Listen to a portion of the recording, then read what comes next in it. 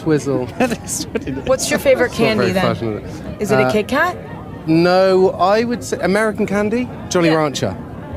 Delicious. But the juicy, not the squidgy ones, not the hard candy. A couple of weeks ago, I was on YouTube Shorts and I saw this guy interviewing Timothée Chalamet, and the interviewer was talking about some of the up-and-coming actors that are getting really popular, especially last year. And the guy, he mentioned Mike Weiss, but then he also said Josh O'Connell, and all the comments were saying, babe, who the hell is that? I'm pretty sure you mean Josh O'Connor. Hello, I'm Annoying Black Boy, and in today's video, we are going to be talking about the duality or the dichotomy of masculinity and why some might be attracted to one side of it or another side, or if you're anything like me, you're attracted to both. And we're going to be using Patrick Zweig and Josh O'Connor as the main example of this because I'm very attracted to both of them. And even though Patrick is played by Josh, they couldn't be any more different. So I wonder if some people felt attracted to Josh, like in real life, but not his character Patrick. Or if people felt attracted to Patrick, the character, and not the actor in real life. Both of which I find insane, by the way, because I personally find both of them very attractive. And I especially wanted to talk about this because the concept of masculinity is very complex and nuanced, and it's not one specific thing, so I just thought this was a very interesting thing to talk about.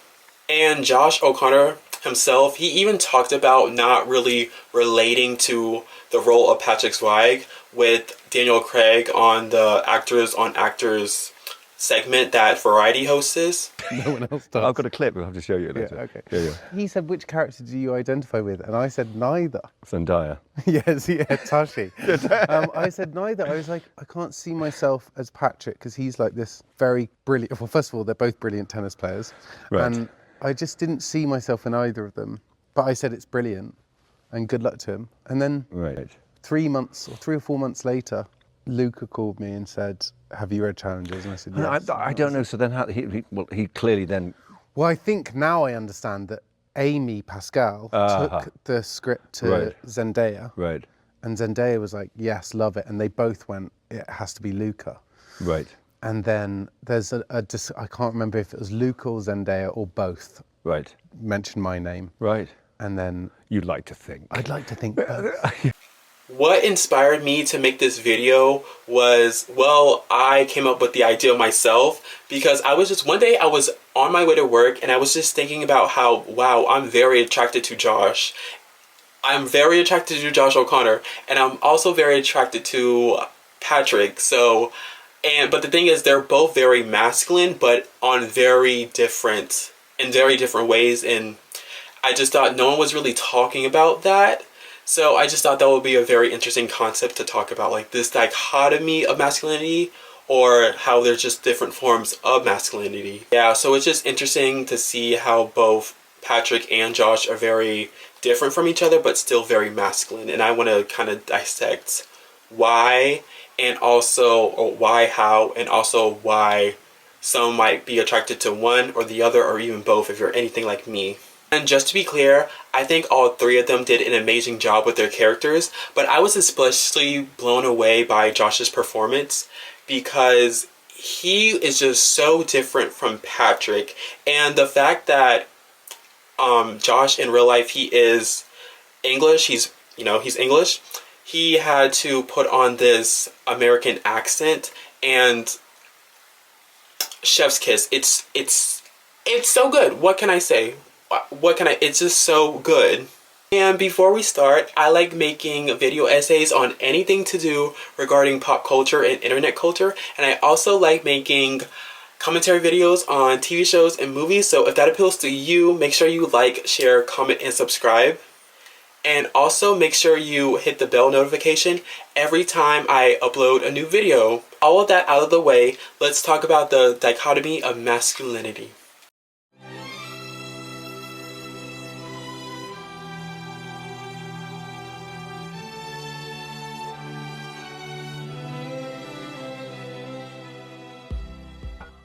before we start, I want you to really take this in.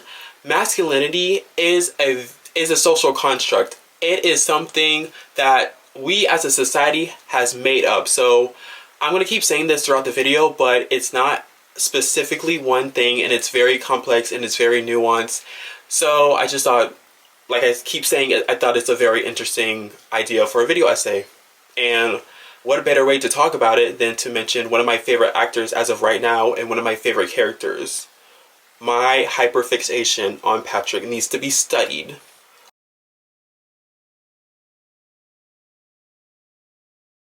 According to Merriam-Webster, masculinity is the quality or nature of the male sex, the quality, state, or degree of being masculine or manly. And they define masculine as considered to be characteristics of men. The thing about looking up the definition of masculinity, like I already knew what the definition was, but I needed to like read the definition for the video. But when I was reading the definition, it's a very simplistic definition. And the irony of that is, like I keep saying, it's complex. Masculinity is complex. So I just thought that was kind of interesting. Some very typical examples of masculinity would include being independent, being self-reliant, being physically tough, strong, and being confident, being sure of oneself, having muscles, and being assertive and or dominant, which when it's needed and necessary, in a non-threatening and non-violent way. I also came across this definition that I really liked that defined masculinity, and it said, masculinity is a set of culturally defined beliefs about how men should behave. And even though it's not a textbook definition, I really like this definition because it feels more like a societal or social definition, if that makes sense. And obviously we can't talk about all the subgenres within masculinity. So what I really want to showcase or talk about is typical masculinity, soft masculinity, and toxic masculinity. And I looked up different definitions of soft masculinity and I came across this definition. So it says, soft masculinity is responding to precarity by embracing gender fluidity and neutrality, including traits associated with femininity, such as empathy, sensitivity, and expressiveness. And another definition that I found is a concept that challenges traditional ideas of masculinity by incorporating characteristics that are often associated with femininity. Include emotional intelligence, not being afraid to express feelings in a non-threatening, non-violent way, and being against misogyny, being vulnerable, and having open communication. The idea or concept of soft masculinity is still very manly and masculine, but without the toxic traits that usually come with traditional masculinity. And it's also not about rejecting strength and assertiveness. And it is possible to be dominant and assertive when it's needed and necessary, when it's used to help people instead of hurt them. The popular internet term soft guy refers to a man who openly expresses his emotion, prioritizes sensitivity and understanding, and rejects toxic masculinity. And toxic masculinity is responding to precarity by adopting negative traits associated with traditional masculinity, such as dominance, when it's used to harm people, misogyny, aggression, power seeking, and status display. Another definition of toxic masculinity is a term used to describe harmful aspects of masculinity that are socially destructive and can negatively impacts men and society. Traits include being tough in an aggressive way, being anti-feminine, only being worthy of power, money, and status. And the impact that toxic masculinity can have on society is also the harassment against women, like sexual harassment, and also violence against women, and also challenging women's basic human rights. Now let's take the time to talk about Patrick Zweig and how he kind of fits into the fold of traditional or maybe typical masculinity and maybe somewhat toxic. Challengers is a 2024 sports romance film directed by Luca Guadagnino and was written by Justin Koritskis. The movie stars Zendaya as Tashi Duncan, Mike Feist as Art Donaldson, and our man, our king, the man of the hour, Josh O'Connor as Patrick Zweig. In my own words, the movie is about these three individuals, Patrick, Art, and Tashi, in the current day, Tashi and Art are married. Art is a successful tennis player, but he's having a bit of a rough patch in his professional tennis career. His wife, Tashi, who is also his coach, places him as a wild card in a low-stakes challenger tournament to get his confidence back. But the gag is him, Art, and his former best friend, who he had a homoerotic relationship with, and Tashi's ex-boyfriend are battling it out at the final of the challenger. Wow, that is quite the plot. That is quite a plot there. And throughout the movie, we get flashbacks to when Art and Patrick first meet Tashi, all the way to the night right before the final match. The earliest depiction we ever see of Patrick is when him and Art win a doubles match at the age of 18. When Art and Patrick are posing with their trophies and taking pictures, we hear someone shout out, and this is when we learn about their iconic duo nickname, Fire and Ice. It is never specifically stated who is fire and who is ice, but throughout the movie, we learn about the contrasting personalities of Art and Patrick, and we know that Art is ice and Patrick is fire. Art is reserved, Art is strategic, Art is cool, calm, and collected. Art is cool under pressure, and he just doesn't make a big scene or a big deal out of things. On the other hand, Patrick is loud, aggressive, he is a natural talent, he's passionate, he beats to the sound of his own metaphorical drum. They are truly their elements both on and off the court. We also see the fire and ice metaphor throughout the entire film with each of the guys' respective relationship with Tashi. Art never argues with her. Art always does what she tells him to do, or he already kind of know what she wants him to do and he does it. And every time they are intimate, it's very smooth, it's very soft, it's very calming. Now Patrick, on the other hand, he would butt heads with Tashi, he would argue with Tashi, and he would stand up to Tashi. He was not afraid to tell Tashi about herself and was not afraid to tell Tashi about her and Art's relationship. Patrick and Tashi's relationship was more toxic in the more in your face type of way, while Art and Tashi's relationship was toxic in the more subtle way, more read between the lines type of way. Patrick is assertive, Patrick is headstrong, Patrick is confident, well, at least his younger self, and Patrick, he uses sexuality to kind of get what he wants, which are all characteristics of masculinity.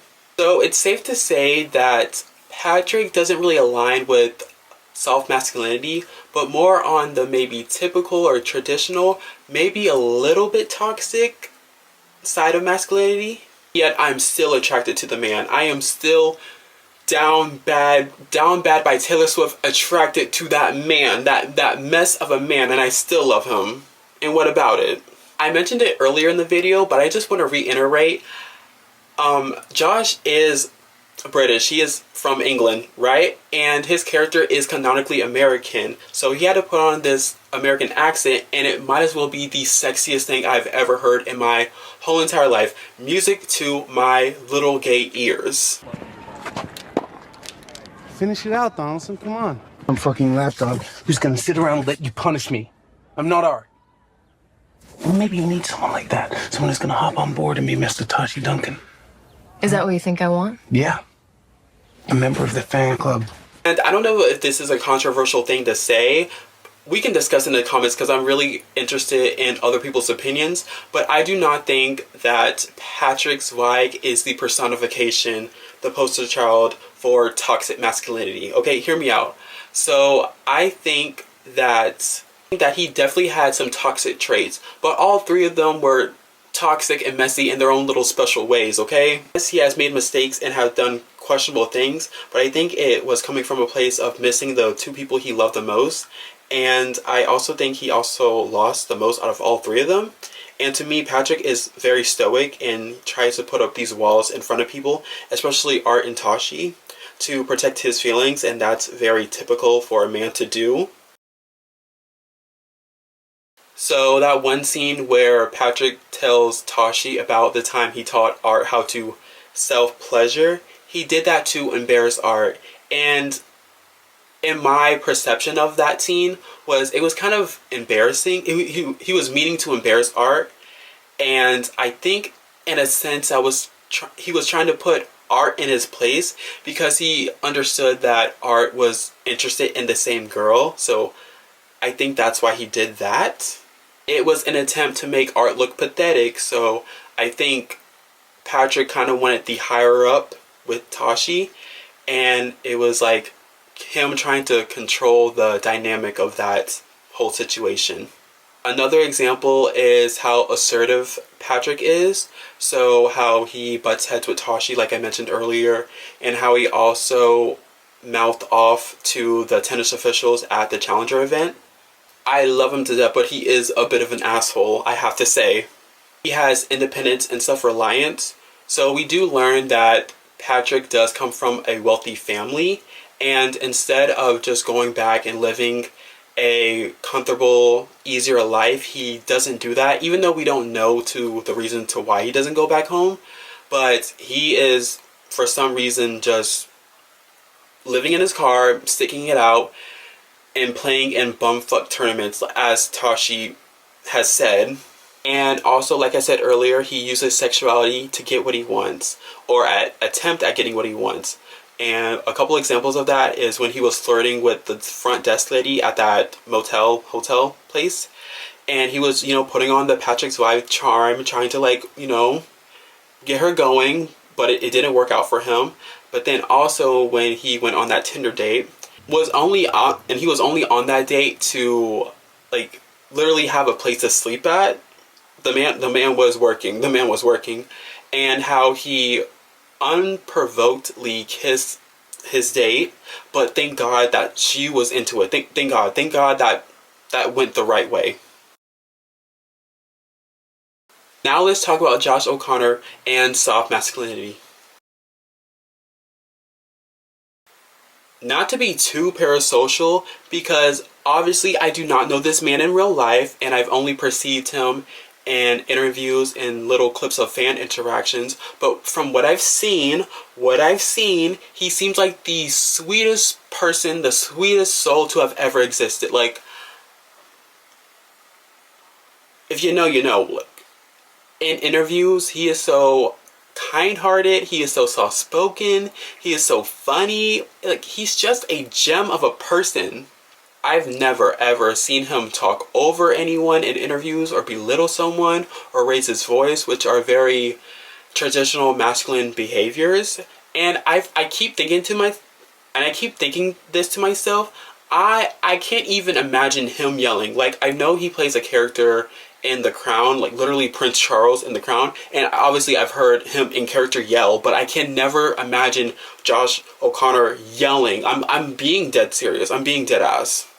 To have a kind, soft-hearted personality, and he's still very masculine, and I also think his physical appearance has to do with that. He's 6'1", he has a beard, or at least had a beard in 2024, and he has these big ass hands, and just looking at him, he just looks very masculine and manly. When he's not acting, some of his hobbies include reading, drawing, camping, swimming, embroidery, making ceramics, and gardening. And in past interviews, he has been very vocal about his healthy obsession with ceramics and making ceramics. Hey, I'm Josh O'Connor, and my healthy obsession is with ceramics. My grandmother was a ceramicist, and my grandfather was a sculptor, and so I've always been around that. I love it. It's like you've taken from the ground, and you've created something that is functional. The warmth of your hand affects the texture of the material you're working with. I think it's the most pure form of creativity. I'm not a big collector of things, so I'm in no way looking to collect a load of stuff. I just like the idea of looking after these precious objects, and they're just nice to look at, aren't they? He also enjoys football, or what we Americans call soccer. And growing up, he was a big fan of the team Manchester United because his brother supported the team. And when he was growing up, he would attend football games with his father. In 2017, Josh O'Connor became a global brand ambassador for the Spanish fashion house Loewe. He wore the brand to many events, including the Gotham Awards, the Met Gala, and the Challengers premiere in Sydney. He was also chosen to be the face of Loewe's menswear because Jonathan Anderson, the creative director of the brand, was inspired by Josh's performance in the movie God's Own Country. And I seen that movie a few years ago. I need to rewatch it. I need to rewatch it. But I loved his performance in that movie, and it was the first everything I've ever seen him in. So love that man. Love that man. Anderson also had this to say. I thought that Josh's performance had a genuine strength which feels very pure and an organic kind of feeling which I really liked. As soon as we were thinking about a face for Loewe men's, Josh was someone who came straight to the front of my mind. In 2024, Ayo Adebri and Josh O'Connor went to Paris for a Loewe fashion show, and they were sitting in the front row, which makes sense because they are both brand ambassadors. They literally attended the event together in a car, and pictures and TikToks and videos of the two went viral as fans are demanding that they star in a rom-com together, and I am first in line for that movie. Luca, make it happen. Make it happen. You're literally, you have worked with both of them. Like, Ayo has an upcoming movie with Luca, I'm pretty sure, so make it happen. At the show, Josh wore blue jeans, a blue and green striped sweater, and some green suede shoes, and he just looked so cute. I want to boop his nose, his big ass nose. Like, I'm crazy. And when I was talking about challengers, I did forget to mention this thing. This video, I'm making this a few days after we learned about challengers having zero nominations for the Academy Awards. And what shocked, everyone's shocked because not even, everyone loved, and I mean everyone loved the score for, so everyone's very surprised that we didn't even get a Best Original Score nomination. Like, no editing nomination, no cinematography nomination. This is my best picture. This was my best picture for 2024. And I'm sorry, a quick little rant, but the Oscars, they don't matter. They're so pretentious. I don't care. Well, I do care, but because they deserve they went from winning a Golden Globe to not even being nominated for what? Make that make sense. I don't know what those people are smoking, but that made no sense. Oh, and I do have to show you, this is my current lock screen. Yeah, you already knew the vibe. So now let's talk about why people are attracted to different forms of masculinity. People are attracted to soft masculinity because it often signifies a more emotionally intelligent, empathetic, and supportive partner who is comfortable expressing a wide range of emotions while still maintaining masculine qualities like strength and reliability, creating a healthy dynamic within the relationship. Traits like emotional availability, nurturing behavior, a balance between strength and security while also not being overbearing and overprotective. And of course, not everyone is attracted to soft masculinity, which is kind of the entire point of this video, how we could be like not attracted to like one side of masculinity but another, or vice versa, or we can be attracted to all types of forms of masculinity. People could feel attracted to more traditional masculine traits because it may signal health, strength, and a feeling of protection. Other reasons might include genetic quality, confidence, responsibility, and leadership roles. And just like soft masculinity, not every single person who's attracted to men and masculine men, like traditional masculine stereotypes, it may prefer men with soft or more feminine features or characteristics. And I did say this when I was making the video, but because I am an idiot, I accidentally cut it out. But obviously not all gay men and not all masculine gay men are only attracted to other masculine men. Some masculine men are attracted to more femme-presenting gay guys, but I really wanted to touch on this specifically because there's this big problem in the gay community where the most desired men are masculine. So that's why I specifically wanted to touch on that in this section of the video. In a heteronormative society, gay men feel the need to conform to masculine stereotypes to seem normal and desirable, or avoid discrimination, causing them to go for potential partners with similar characteristics. While doing research for this section of the video, I came across this article John Earsing wrote for Medium called Mass for Mass, What's with Gay Men and Masculine-Only Partners. And in the article, he talks about going on gay hookup apps, asking men who identify as masculine or are only interested in masculine partners about what masculinity means to them. I recommend reading the article for yourself because it's only an 8-minute read, so it's so short and sweet. No Sabrina Carpenter. But there are some excerpts that I do want to share. Many of the definitions of masculinity center on what straight guys should be like, and therefore how the ideal gay guy should act. Speaking in a deep voice, playing and watching sports like football and basketball, and beer drinking were all mentioned. It means you act and represent yourself in a way society expects a man should behave. Another reason to why gay men may prefer masculine men is because of growing up in an environment where masculinity in men is prevalent. One guy, 32, told me that he had a masculine upbringing where you had to quote-unquote act like a man, and that influenced his attraction to other masculine men. Being raised in an environment where masculinity meant survival can certainly condition a man to value it more than others who are raised in a way that encouraged all types of behaviors from childhood. I kind of find the Mask for Mass community thing a little bit counterintuitive, because if we're looking at it in a heteronormative standpoint, then having sexual attraction and romantic attraction to masculine men is a feminine trait. So, and the funny thing is, the last thing they want to be called or considered is feminine. So I just find all of that kind of ironic. Also, many toxic, homophobic, narrow-minded straight men view a man having sexual and romantic attraction for other men as a feminine trait, like I just said. So it unfortunately makes sense for a lot of men to conform to what society wants. I think that's why a lot of men jumped on that Ryan Reynolds is attractive bandwagon, even though I personally never saw it. Another reason to why a lot of gay men like more masculine presenting men is because of power dynamics.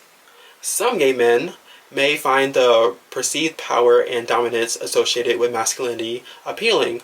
Things like taking control, being dominant, and being assertive are very sexy to some gay men. And one of the last reasons I want to talk about is internalized homophobia, which is very sad and does happen a lot in the gay community. And like I always say, homophobia and misogyny are sisters. They're literally best friends. Some gay men hold negative beliefs and stereotypes about femininity, whether it's girly girls or guys that present more in a femme manner. And that's obviously the complete opposite for what is usually desired in the gay community, you know, amongst gay men. And if you're anything like me who finds different forms of masculinity attractive, let's quickly talk about why we might find different forms of masculinity attractive.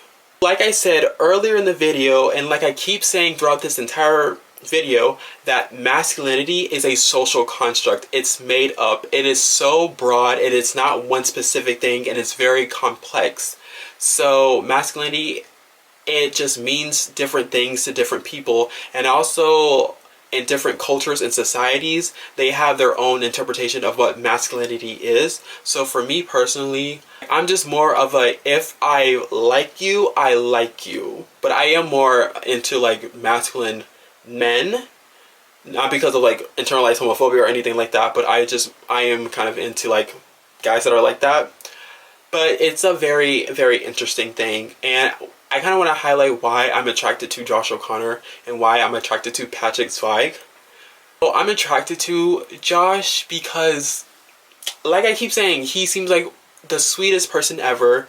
He seems so kind, so nice, and not to be too parasocial, like I keep saying, but I don't know that man in real life, but he, like from what I've seen, he just seems very kind, sweet, empathetic, just so emotionally intelligent. He just seems like that guy, and he just love him to pieces. Love him to pieces. And I'm attracted to Patrick because I just really liked how he read people. Like you would have thought that man would have been a librarian, because the way he loved to read art and Tashi to filth, literally, I love that. And also he's a very, like, you know, typically masculine man, so that works too. And his voice, like, he's just, like, there's something about, he altered my brain chemistry. He was just, yeah, as you can probably tell, he was my favorite character in the movie. And I don't think that's changing anytime soon. So now it's time for my final thoughts. Yeah, I'm attracted to different forms of masculinity. It's insane. I loved how I came up with this idea literally on my way to work, and just thinking about how attracted I was to both Patrick and Josh, and I was like, yeah, let's make this into a video essay. But on a serious note, I just love how, I love actors when they play a character, and then when they're doing like press for the movie or they're doing interviews, if they're like polar opposites day and night, I respect you so much, because you really are doing your thing. Like, because I feel like that's what you're supposed to do. And I just love how, I don't think Josh is going to be an actor that is typecast. I think he's going to do different types of roles. And it's funny because in his role in God's Own Country, he was very masculine. He was a closet. He was in the closet. He was a closeted guy. But how masculine he was in that movie and how masculine he was in Patrick are two different types of masculinity. He was just great. He's a great actor. Love him to bits and pieces. Like, what else can I say? But I just think he is an amazing actor. I can see him one day, he will have an Oscar in his hand. Like, love him. Love me some Josh O'Connor. Okay? And I think the main reason to this video was just to explain how masculinity is not one thing. It's a social construct. It's very complex, very nuanced. And yeah, I just kind of wanted to talk about that and just use my favorite actor in character at the moment as an example. And to leave off, I just want to read some comments I came across YouTube about Josh O'Connor. So one comment reads, "He speaks so gently, I adore him." Another comment reads, "Josh giving golden retriever energy and Mike giving black cat energy is everything. I love them so much." And the last comment I want to read is, "Josh O'Connor, a truly gentleman." Okay, I think they meant a true gentleman. "Josh O'Connor, a true gentleman, handsome and kind." And I could not agree more, sis. So yeah, that was my video on Patrick Zweig, Josh O'Connor, and the dichotomy of masculinity. I really hope you enjoyed this video. I had oodles and oodles of fun making it. I am so sorry it literally took 84 years to make this video. I was just going through a lot of stuff, like I always do. Work was kicking my literal ass, and what else was happening? I was kind of going through, like, you know, mental health stuff. Yeah, but I appreciate you so much for watching this video and, you know, sticking it out to the end. And also, as you may notice from the quality of this video, I got a new camera. Everybody cheered. It was about damn time. And I'm gonna be, like, very honest for a second. I love making videos. I love creating content. I love talking about things, you know, and the videos I made in the past, I do cherish those videos because I'm still learning. I'm still growing as a content creator. I fucking hate that word, but I'm still learning a lot about YouTube and making YouTube videos and doing stuff like this. And I just wanted to make better quality videos because, like, I don't want to say the videos I made in the past sucked, but I was just never satisfied with how the outcome of the video looked, and it was just driving me crazy. So I was like, girl, get a freaking camera. Like, it's about damn time. So I wanted to do this. I'm sorry, and again, I'm sorry it took so long, but I'm so happy. I hope The editing turns out well. Knock on wood. But like I keep saying, I really hope you enjoyed this video. I had so much fun making it, so much fun talking to you guys, as always.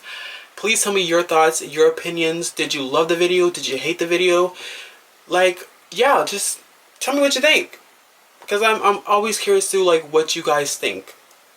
Besties. And, if you guys want, you can follow my Instagram. I'm at Fuglycore. You can follow my letterbox. I'm at Awkward Black Boy. And with all that out of the way, I will see you soon. I will see you later. I promise I will see you soon, okay? Peace out. Peace out, besties. I'll catch you in the next video. Bye. But the juicy, not the squidgy ones, not the hard candy. You know, I've never had that. They're delicious. And what's yours? Not that. Okay. Try again. Can you think of one? Just not that.